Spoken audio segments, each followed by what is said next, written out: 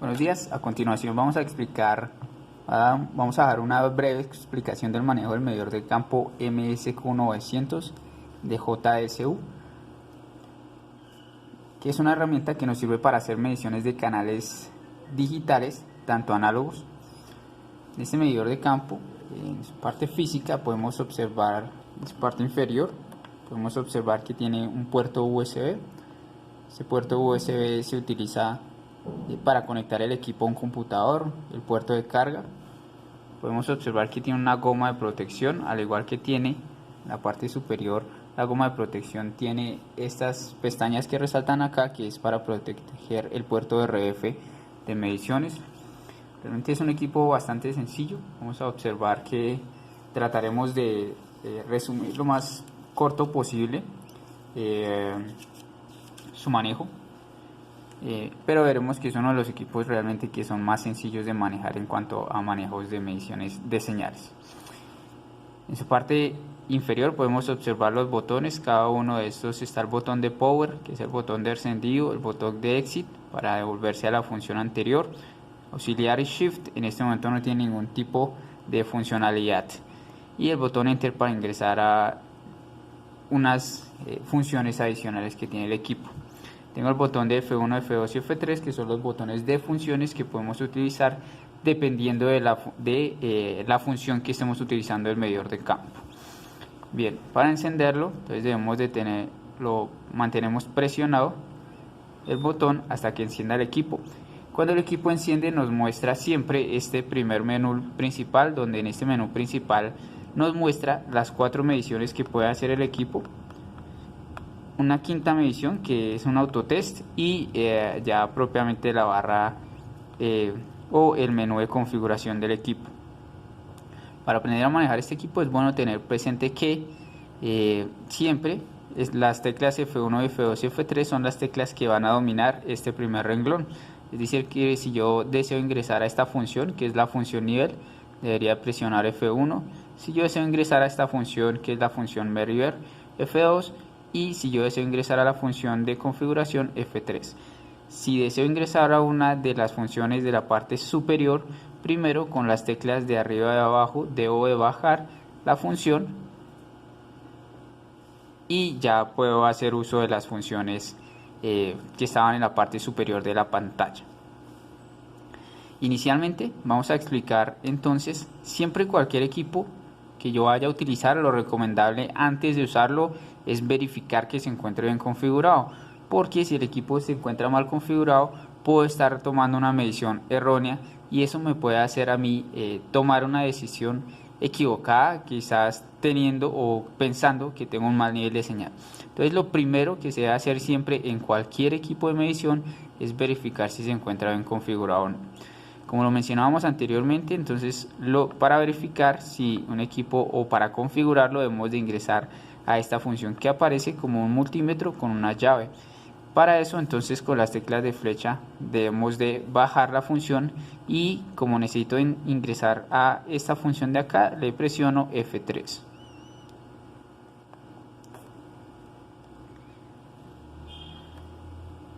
Cuando ingresamos a este menú nos aparece un siguiente menú también, ya son propiamente los menús de configuración del equipo, donde cada uno de estos menús me van a dar alguna información. Inicialmente esta primera función que me aparece acá es la función estado de batería. Si yo presiono F1 me va a mostrar el estado de la batería de forma gráfica, me muestra cuánto porcentaje tengo de carga en mi medidor de campo y me muestra con una barra cuánto es el porcentaje de carga de mi equipo.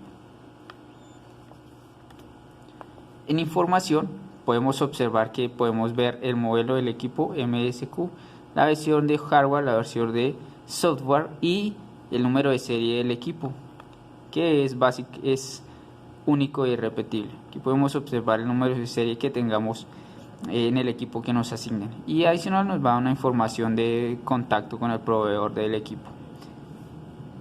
Para volverme al menú anterior presiono la tecla exit y me devuelvo. Si voy a este icono de acá, este icono me muestra ya información interna del equipo, tales como lo son la temperatura interna del equipo, que es 22 grados centígrados en este caso. Adicional, él me da aquí un mensaje de diagnóstico del equipo, me dice que esta temperatura interna está ok. En caso de que no estuviera ok, aquí me aparecería un mensaje que no se está cumpliendo este parámetro. También me aparece el voltaje carga de la batería interna del equipo, me dice que está ok. Carga de la batería 26%, es decir que aquí ya lo puedo ver de forma numérica el porcentaje de carga de la batería. En un menú anterior lo podíamos ver pero de forma gráfica. Me muestra cómo está la memoria de programación, la tabla de calibración, memoria de planes, dice que tiene un 87% disponible, esto ya lo hablaremos más adelante. La memoria de autotest tiene un 100% disponible. Ya también hablaremos más adelante un poco de eso. Al final me da un resumen y me dice que el dispositivo se encuentra ok. Ya mirando, si vemos realmente estos menús son muy rápidos y muy fáciles y sencillos de analizar. Ya mirando los siguientes menús, este menú que se encuentra acá es si yo, digamos que este equipo puede y tiene la opción de conectarme vía USB a un computador y yo como técnico lo podría manipular directamente desde el computador. Sin embargo, esto es una función que para un técnico de campo no le es muy útil, porque en cada punto que yo conecte mi medidor de campo tendría que llevar mi computador conectado, y pues finalmente lo que uno busca como técnico es tener movilidad. Entonces es una función que generalmente se usa mucho es en laboratorios donde ya se utilizan este tipo de equipos, pero en campo, para un técnico en campo generalmente no es muy útil esta función o no la usamos muy frecuentemente. Si yo le doy F1 me va a decir que recibiendo datos, ahí simplemente debería de tener conectado mi medidor vía USB al computador, y descargándole un software al computador podría configurar el equipo o manipular el equipo desde el computador. La siguiente función, las siguientes dos configuraciones, que son dos de las más importantes que debemos de tener muy presentes como técnicos de su función, son estas dos de acá. La primera, esta que se llama plan de canales. En plan de canales yo tengo 16 posiciones de memoria donde puedo hacer o puedo grabar internamente en la memoria del equipo diferentes planes de canales. ¿Para qué sirven estos planes de canales? Generalmente uno como técnico debería de tener un diferente tipo de canal dependiendo del equipo que vaya a revisar. Es decir, yo puedo hacer diferentes barridos. Esto es como hacer una autoprogramación, como cuando uno compra un televisor y pone a hacer una autoprogramación o una detección automática de canales. Esto es exactamente lo mismo. Para yo hacer uso de esta función tengo que tener conectado el medidor de campo a señal, ¿sí? Puede ser directamente desde un multitap o puede ser internamente, pero debe tener un nivel de señal adecuado para poder hacer un barrido de canales. Bueno, aquí las posiciones que aparecen con asterisco me muestran que son posiciones libres de memoria, es decir que aquí no tengo nada grabado. Estas opciones de acá de NIU 1 y NIU 2 me muestra que estas dos posiciones de memoria sí las tengo ocupadas, y este es el nombre que le da por defecto el medidor de campo cuando termina de hacer un barrido. Si yo me ubicara sobre la posición 3, acá sobre la posición 3, y le diera más, me haría un barrido, y al final él me lo marca como NIU 3, y así sucesivamente él me va haciendo una marcación de forma consecutiva de acuerdo a la posición de memoria que esté ubicando. Para hacer un barrido yo me ubico sobre una posición de memoria libre y le doy clic en más.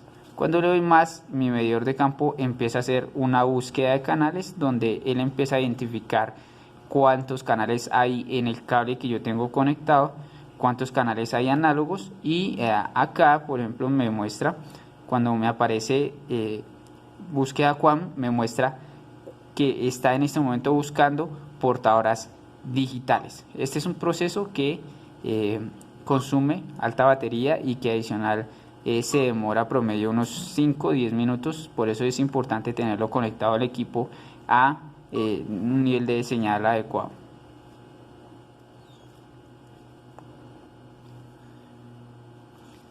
Acá, entonces, cuando el equipo termina, como lo mencionábamos, me muestra acá New 3, me muestra el último barrido. Por cuestión de tiempo simplemente lo pausamos para no terminar. Como lo mencionábamos, dura promedio 10 minutos el barrido, y lo ideal es que yo como técnico siempre tenga, como les mencionaba, una cierta cantidad de planes de canales. ¿De qué depende eso? De la cantidad de canales que tenga la empresa para la cual trabaje. En este caso me explico. Si la empresa para la que yo trabajo tiene tanto canales análogos como canales digitales DVB, por ejemplo, entonces yo debería tener un plan de canales con solo los análogos y otro plan de canales con solo los digitales. Es decir, que en ese caso mi medidor de campo yo debería de tener 2 planes de canales.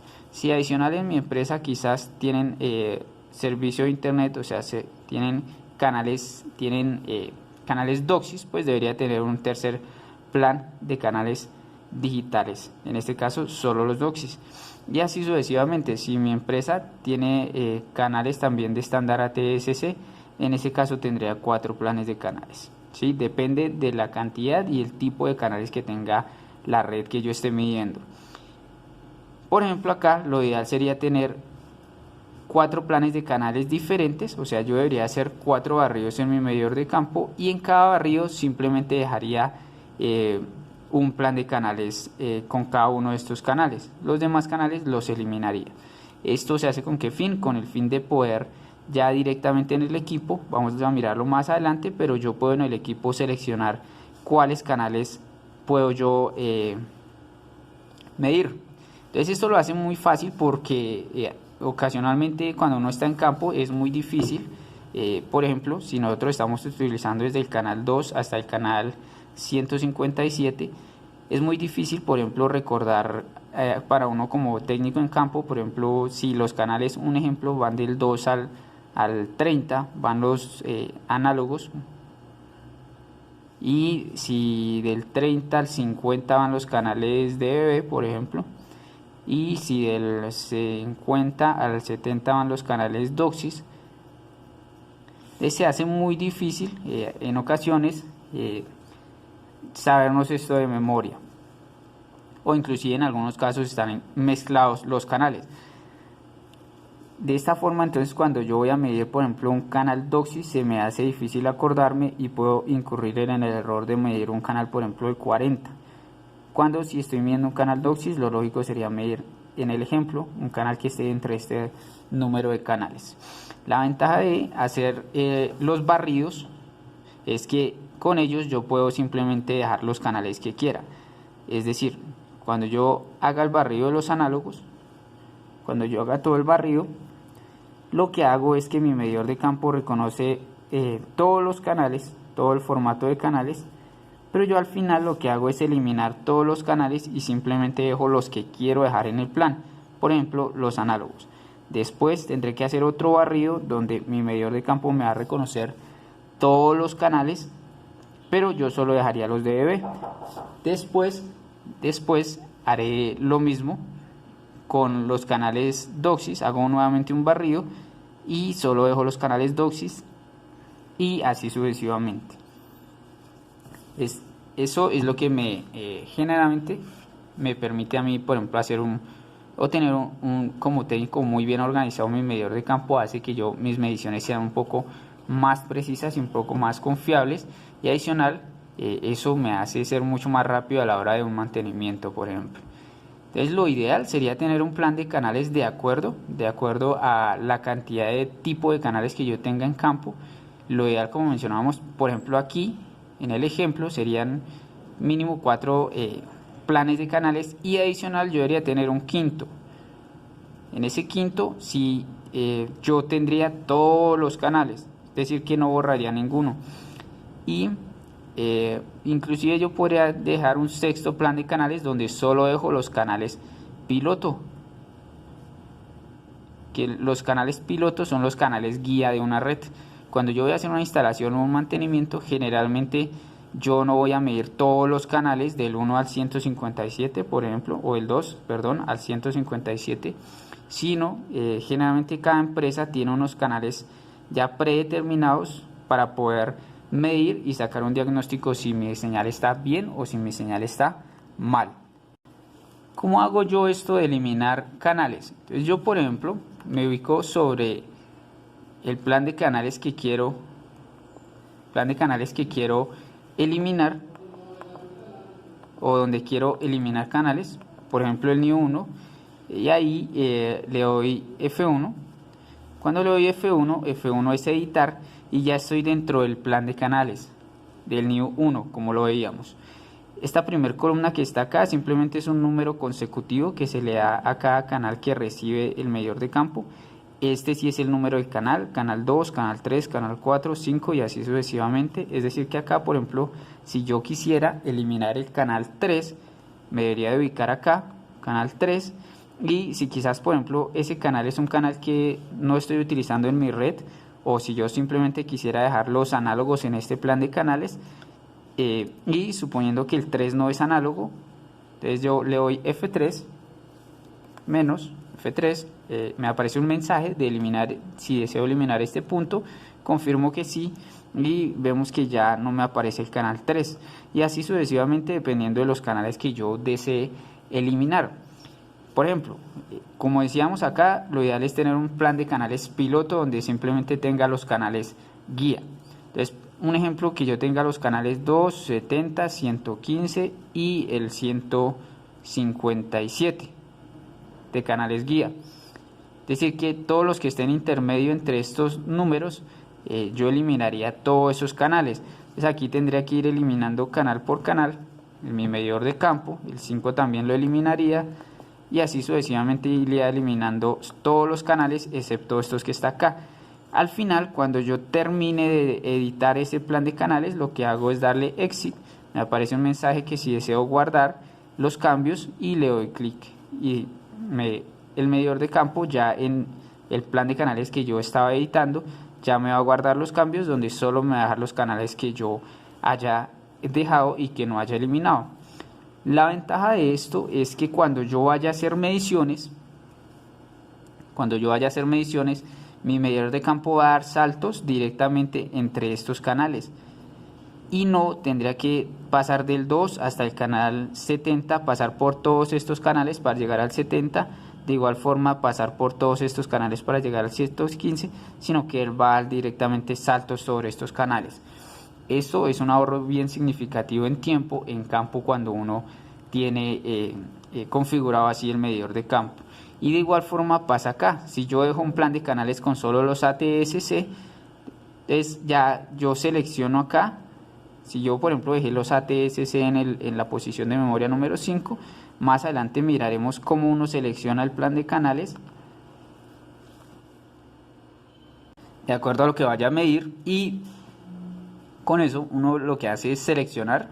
Ejemplo, si yo estoy donde un cliente y tengo un decodificador DBB, en ese caso, pues lo ideal sería medir los canales de DBB. Si yo estoy donde un cliente y tengo,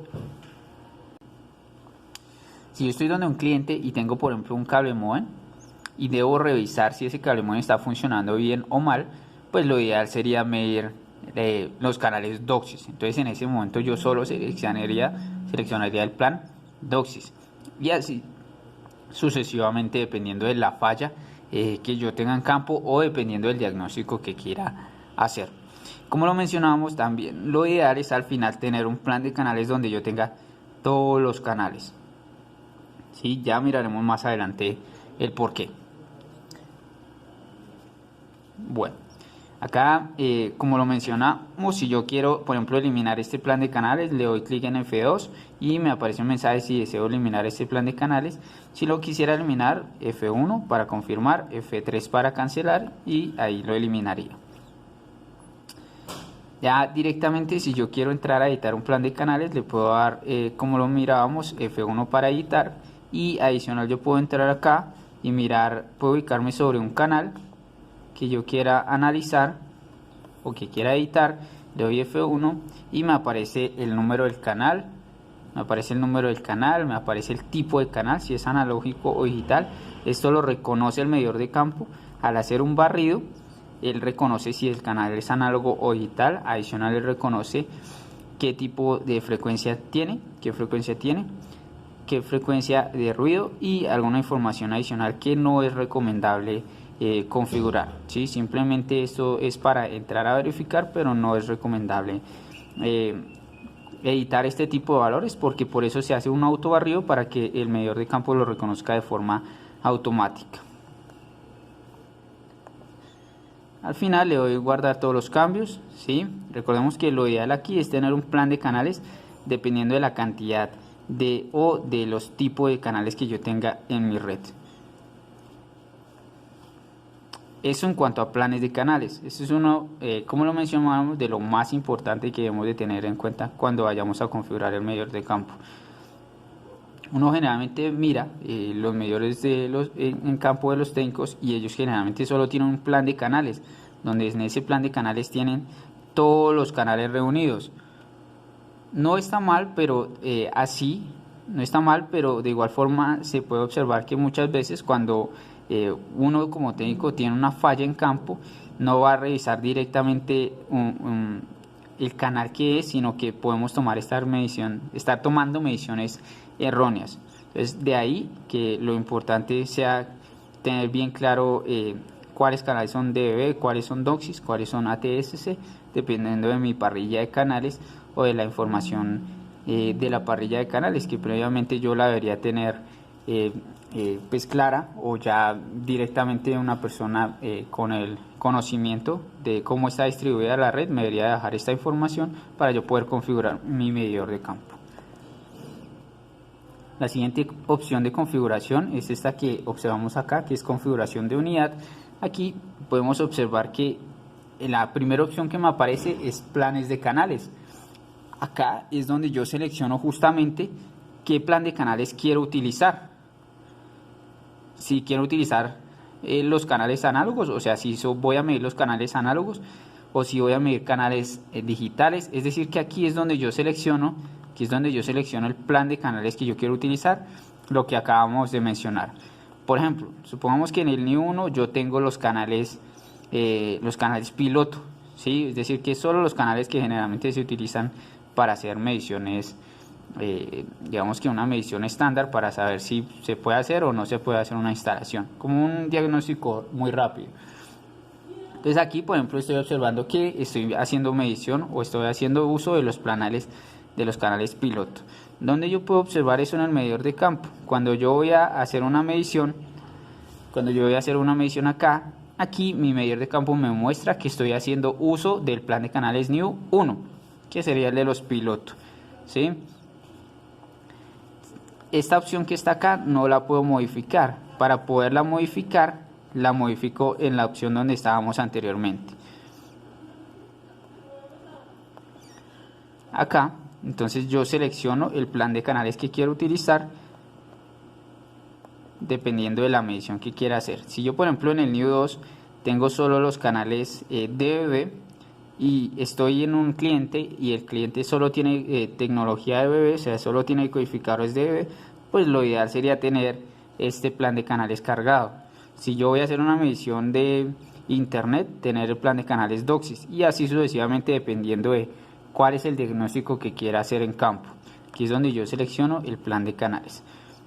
Por ejemplo, observemos la diferencia entre el NIU 1 y el NIU 2. Voy a dejar seleccionado el NIU 1, nos vamos a mediciones y observamos que en mediciones observemos que los canales van pasando de uno en uno.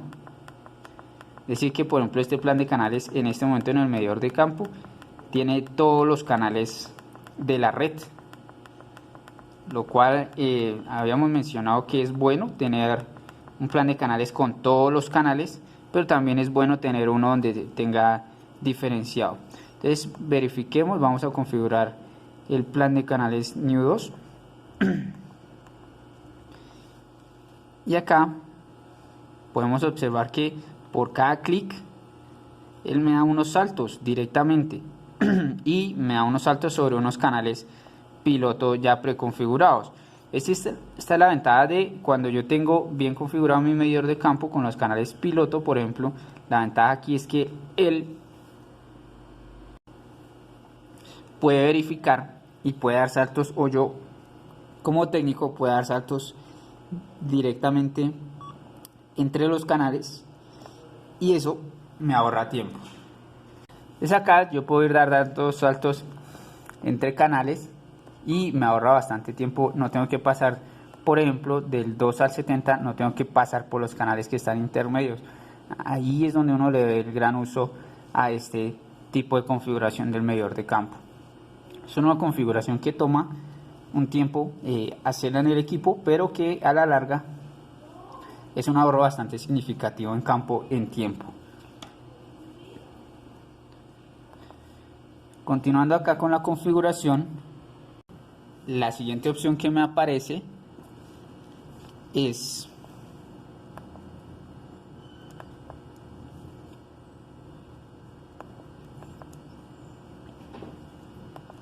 la de plantilla NSTA. Aquí no entraremos en mucho detalle porque es una explicación algo larga, que ya más adelante lo explicaremos en otro video, pero a nivel, digamos que cada operador de cable decide qué plantilla utilizar de acuerdo a las frecuencias que vaya a utilizar en su red. Generalmente a nivel Latinoamérica, una de las plantillas que se utiliza bastante es la plantilla NSTA, casi que es la más común. En nuestro caso tenemos configurado esta plantilla. Las otras opciones que me aparecen son la plantilla Francia, plantilla SECAM, plantilla PAL, Irlanda, entre otras opciones. ¿Qué me cambia entre cada una de las plantillas? Las frecuencias que se utilizan, ¿sí? Por ejemplo, en la plantilla NSTA se tiene configurado que el canal 2 en la frecuencia 55 MHz. Pero si yo cambio de configuración, por ejemplo a la plantilla Francia, y en la plantilla Francia el canal 2 es la frecuencia 105.25 MHz. Esa es la importancia de la plantilla. La plantilla es la que determina qué frecuencias va a manejar qué canales. Como lo mencionamos, a nivel Latinoamérica la más común y la más utilizada es la plantilla NSTA. Igual el operador de cable es quien decide qué plantilla utilizar. Si uno no tiene claro qué plantilla está utilizando mi empresa, pues debo de pedirle a alguna persona que tenga claro la administración y la configuración de la red, verificar si es esta plantilla. Lo siguiente que yo le puedo configurar al equipo es el idioma. Aquí puedo configurar los diferentes idiomas que trae mi equipo, lo normal, español. Ya de acuerdo a nuestras preferencias podemos seleccionar el idioma. Unidades de medida, esta es una de las más importantes que debemos de tener también configurados en mi medidor de campo.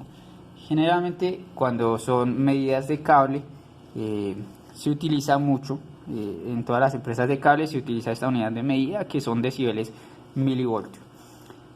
Hay otras unidades en mi medidor que son decibeles microvoltio o decibeles milivatio. Pero que lo ideal es que nosotros utilicemos, generalmente en la mayoría de las empresas de cable se utiliza decibeles milivoltio. Esta es la unidad de medida que generalmente se utiliza a la hora de medir acá, ¿sí? Por ejemplo, acá me dice que tengo 25.1 decibeles milivoltio de potencia. Fijémonos que en este mismo punto, pero teniendo mal configurada o configurada de forma diferente la unidad de medida, la señal en el mismo canal me va a dar una potencia muy alta. Si esto no lo tiene uno claro como técnico, uno podría pensar que o el medidor está dañado o tengo un nivel muy alto de potencia, lo que nos llevaría a tomar un diagnóstico errado. En realidad, si nos fijamos acá, no es que tengamos una señal alta, sino que está mal configurado el medidor de campo. Como lo mencionábamos, lo ideal es acá que esté configurada y en unidad de medida la señal de decibeles milivoltio.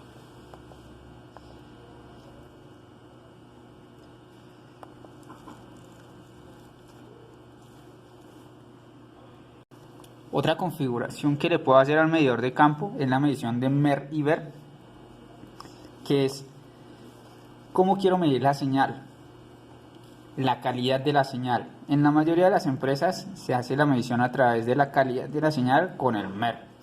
También lo puedo hacer a través del del EBM, que el EBM es hacer la calidad de la modulación, pero ya a través de el error en la magnitud del vector.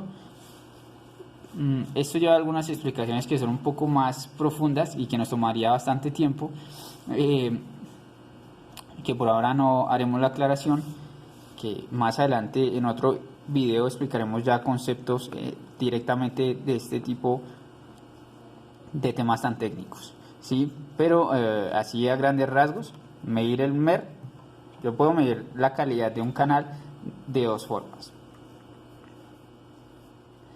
El MER lo que hace es medir que el bit me esté llegando centrado de un cuadrante. Eso es el MER. Entre más centrado esté el bit, en el cuadrante, voy a tener una mejor calidad.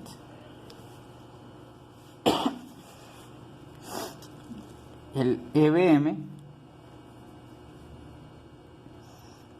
lo que me hace es cuadrar un vector